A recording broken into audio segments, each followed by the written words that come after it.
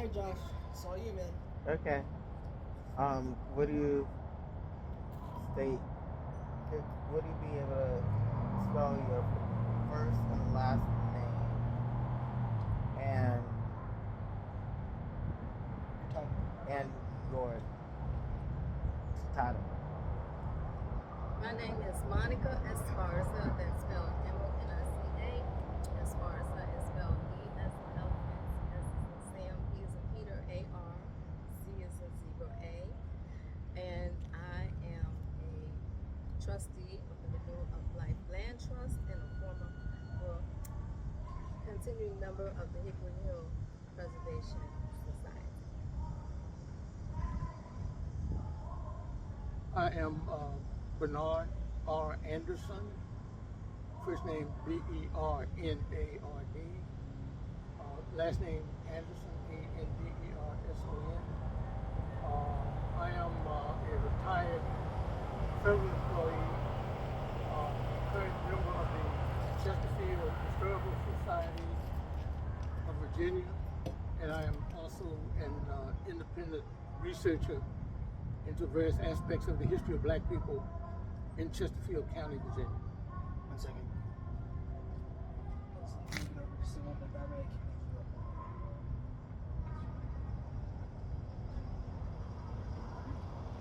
Good to go. Okay. So I'm gonna begin with the questions. Monica, what led the nomination effort? Well, the nomination effort since before the community center was opened in 1997 with the Hickory Hill Preservation Committee. And so at the time of building renovation, we ensured that the building retained its historical integrity. Then, and there was Mrs. Geneva Austin, who was chair of the Hickory Hill Preservation Committee, was the historian also for the Alumni Association. And we had looked into historic designation, but it never had happened. So there was a threat to the building. There was an interest of the city to locate a fire burn facility here, and the residents in the area challenged that and were successful in maintaining the historic integrity. So that was the prompt, and here we are today. Awesome. Bernard, what makes Hickory Hill's legacy so special?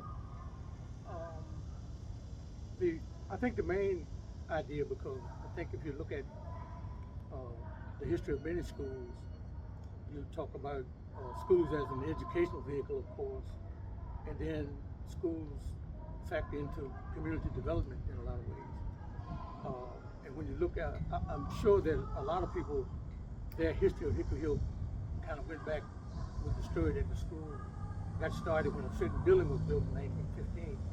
But in fact, in 1915, the Hickory Hill School was at least 45 years old already, because we have documented evidence that there was a school here as early as 1869, which was supported by the Federal Freedmen's Bureau.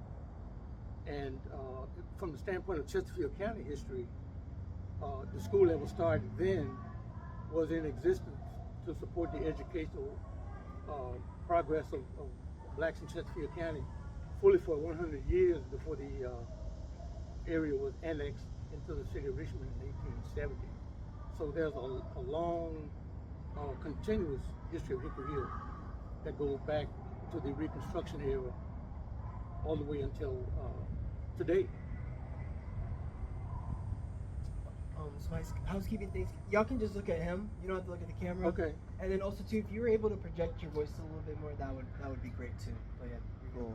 I heard 1870. Did you mean 1970? I stand corrected. 1970. Yes. Monica, what does the nomination mean for the community? The nomination is very significant for the community. It is one of very few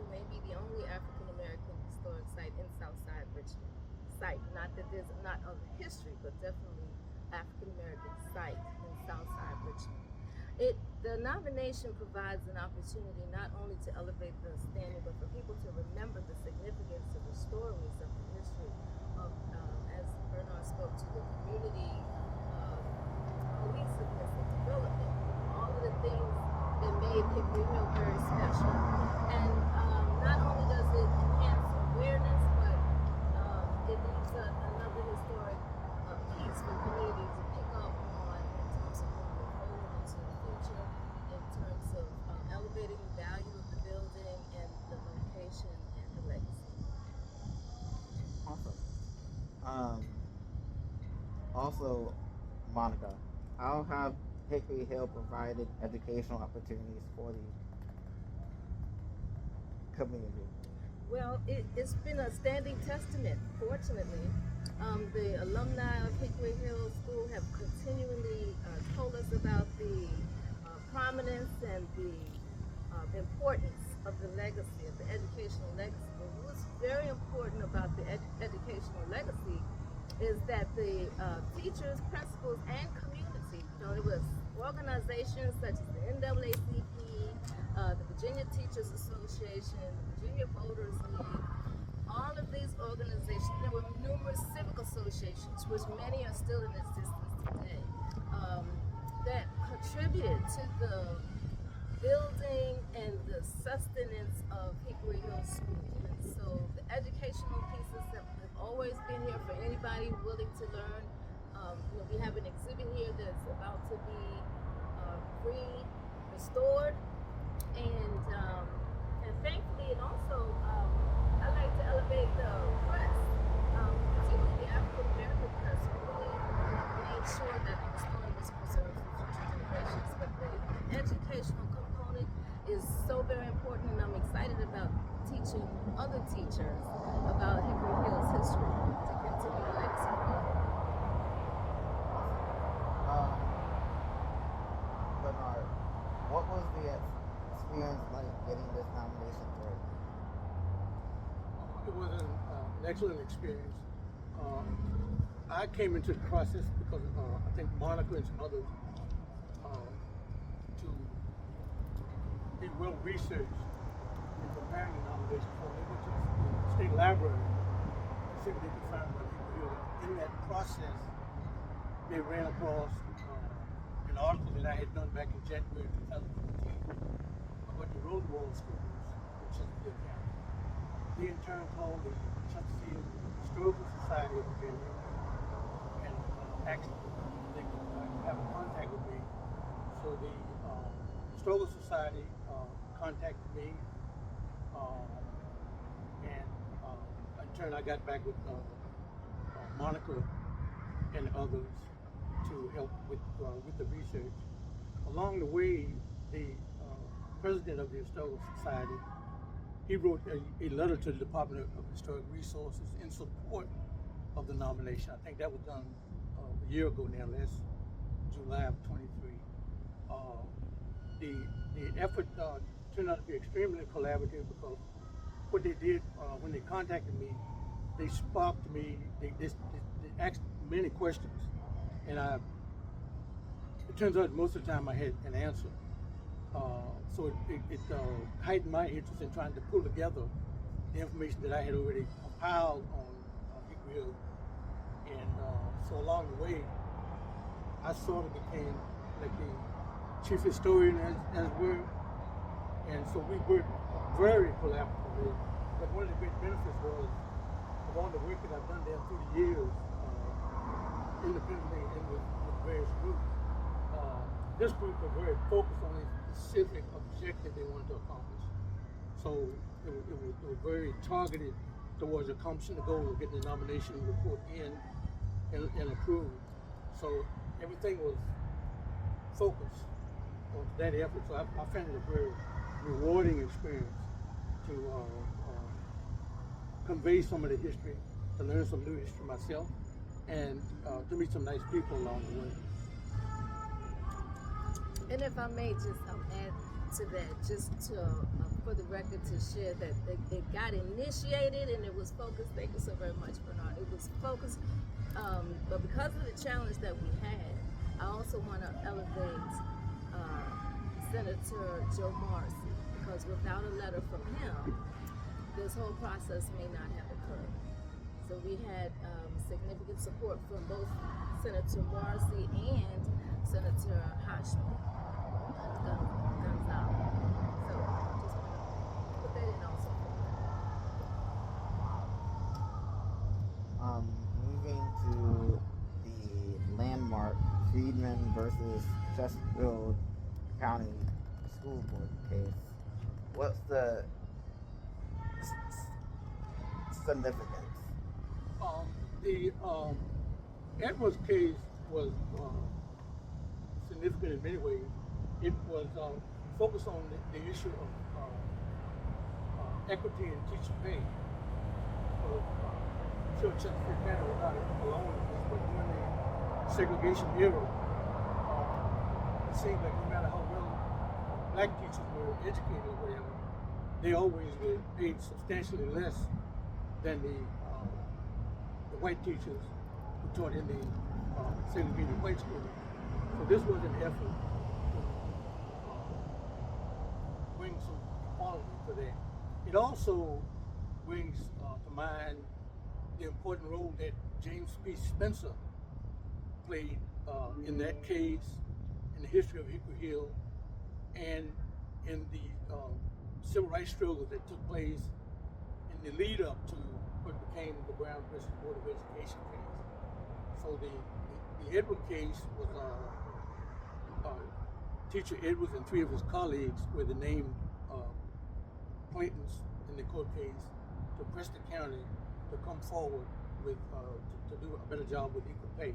Now, many promises had been made down through the years prior to that, but the victory in the 1948 ruling in the Edwards case was significant, and it also helped lay the groundwork for the move towards what became Brown versus Board of Education, because the Edwards case and others around the state of Virginia and across the South proved to Oliver Hill, Thurgood Marshall, and others that they couldn't win in the courts, so they kept extending the reach of what they were trying to do.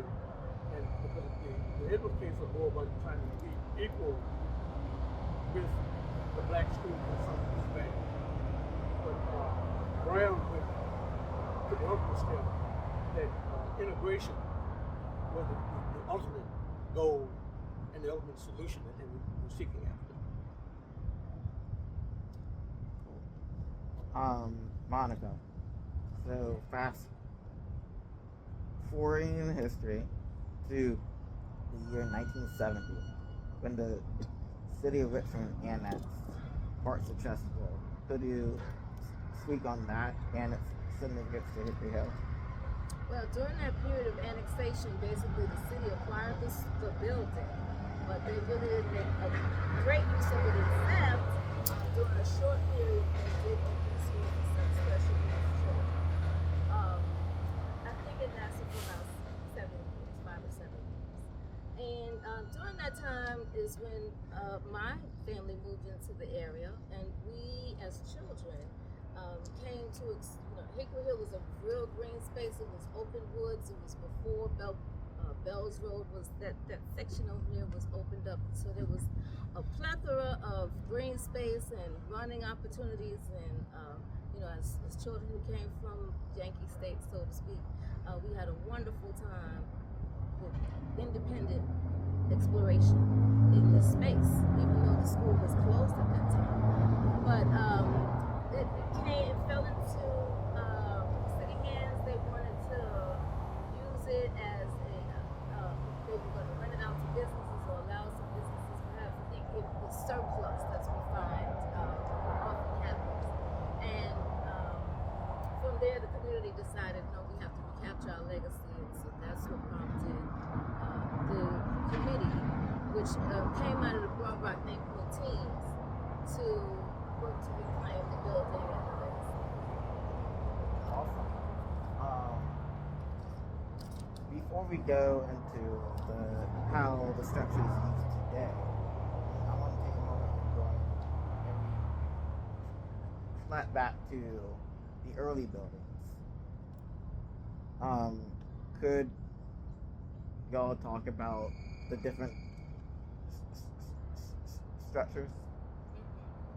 Well, yes, we're sitting here in front of the historically, one of the original, well, the earliest constructed that's still present, 1938 built by Atkinson was the name of the contractor. And the school was kind of served as the root foundation. The 1915 school that Mr. Anderson referenced was right next door. And it was a wood structure. And it served a wonderful purpose and function. All of the schools that were built with Tuskegee Rosenwald funds had similar models in terms of how they were constructed. They all had big windows, as you see here, to make sure that there was sufficient sunlight that would go through the school buildings and classrooms to ensure, because electricity wasn't as prevalent as it is today, for example. There were some other wooden structures to the rear of this building that were used for shop houses and things like that. To the left there is water well. Then this newer construction to the building was added around, I think, 1950s. In the 1950s, several additions in the 50s and the 60s to expand classrooms, libraries, and add the kitchen. But this is the original, well, not the original, but after there was a fire to the original structure, and so this one was built. And this is the first brick Building. structure. Yes, in all of Chesterfield, did I understand? I believe so. I believe probably the first brick building for a schoolhouse that the African American had in Chesterfield County. Cool. Moving on to the merger with Hickory Hill and Daniel Webster. Okay. Again, what you're asking about is the origins of George Washington Carver High School in Chester. By way of some background, again, this harkens back to the importance of James P. Spencer in the history, because as I might have said before, he was probably the leading opponent of equal treatment for blacks in Chesterfield County in the educational sphere in the 1930s, 40s, 50s, up until his retirement in the 60s. He advocated strongly that improvements be made in the schools, the facilities provided for black education. He, at various times, beginning in the late 30s, had asked that he knew building for what they refer to as a comprehensive high school be built, as they said, somewhat centrally located for access to everybody in the county.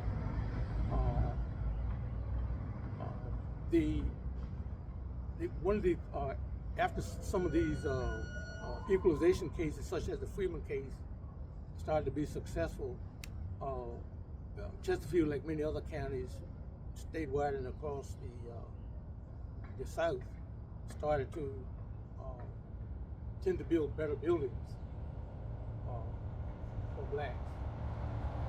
Along the way, they finally took up the idea of building a comprehensive, a consolidated high school for the students in the county. Prior to that, there was a high school on the campus of Virginia State College that was named D. Webster Davis High School. And some of the students on the Petersburg, Ettrick-Matoka area, and maybe some of the other areas, attended there.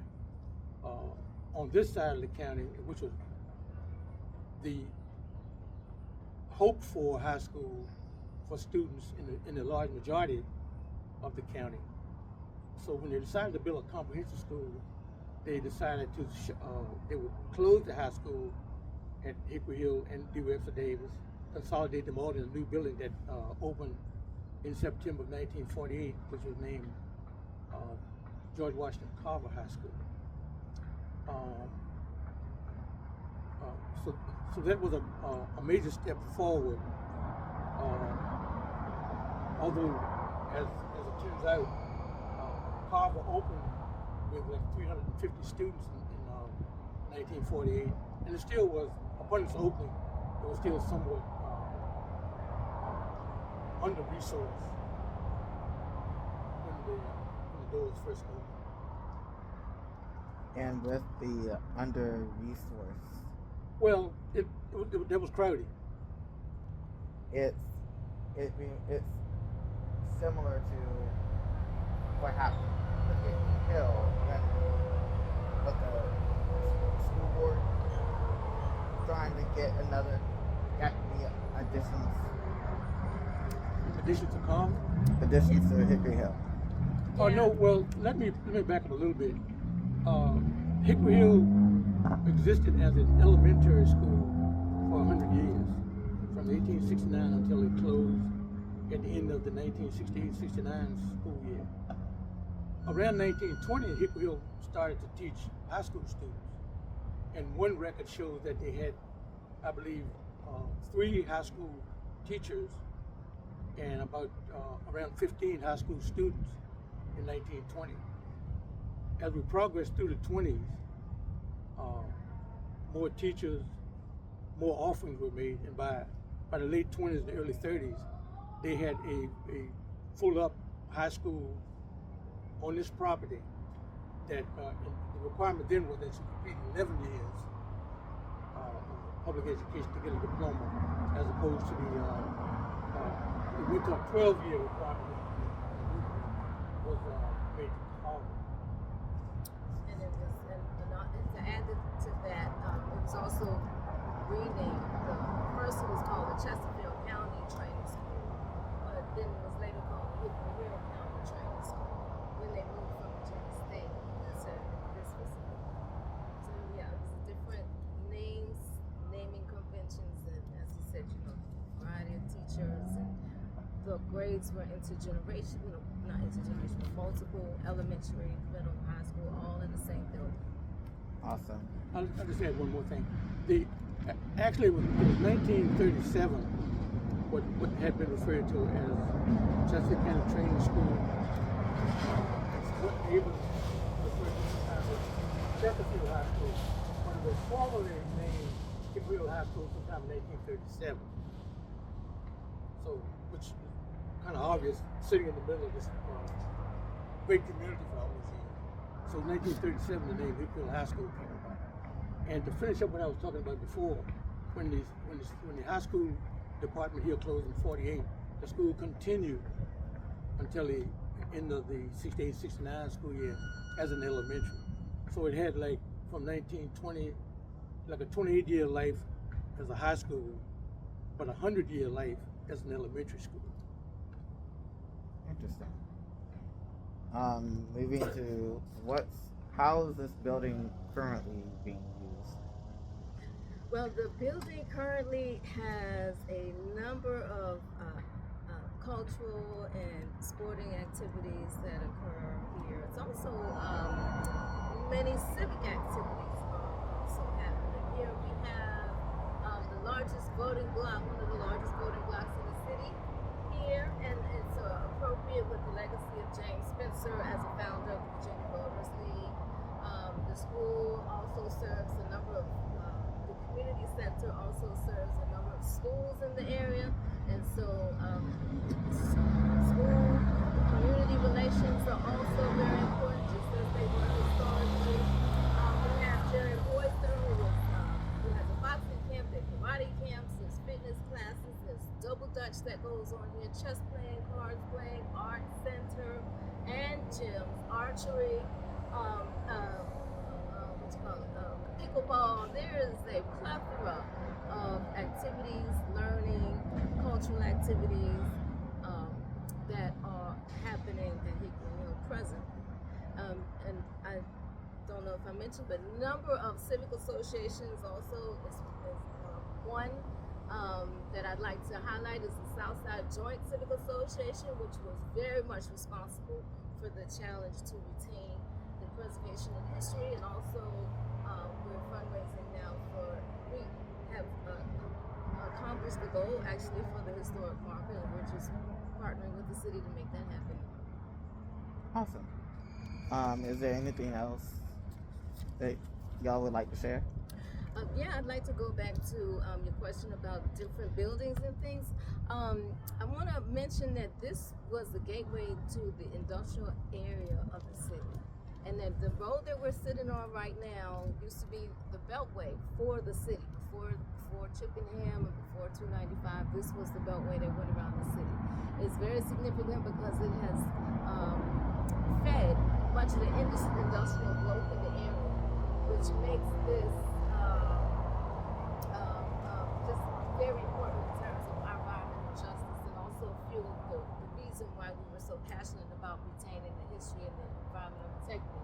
Also, I'd like to point out that there was no sidewalk here when Hickory Hill School was at its peak performances, and this marker here that sits between us is a significant because the family of Thomas Haskins had to petition the city for a sidewalk, for the students didn't have to walk in the mud in order to get here. And so we are working with the city now to have this marker restored, but it's very important from I think the year was 1950, the Thomas Haskins family. And also there is a number of other very important assets that are here in the community, which, you know, not necessarily associated with the building, but the families that are in the area are very significant, and you know, they should all be uplifted. Mr. Yeah, thank you. I would just add, I think when you look at the whole story of Hickory Hill, I think you should consider it like in three parts. One would be the school and the buildings that serve the community for educational purposes. Another is the neighborhood itself, which provided strong support down through the years and continues to do so. And the third piece that I think can be highlighted and should be highlighted even more is the significant contributions of Mr. James B. Spencer, who was a leading advocate for equal treatment for blacks in Chesterfield County, and who also was, as Monica said, active in the Virginia Teachers Association, which was the black teachers organization until that organization merged with the white teachers movement at a certain point. You said 1968? Okay, they finally merged. But I think his contribution over the course of probably 30 plus years as principal here, and his advocacy in the community with the Teachers Association, with the Virginia Voters League advocating for increased participation at the ballot box among blacks. His contribution cannot be overstated in any way. So I think whatever recognition can come to him as a result of his efforts would be well deserved. Awesome.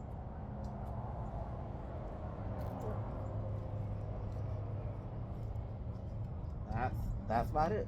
Okay. Thank you. You're welcome. I didn't quite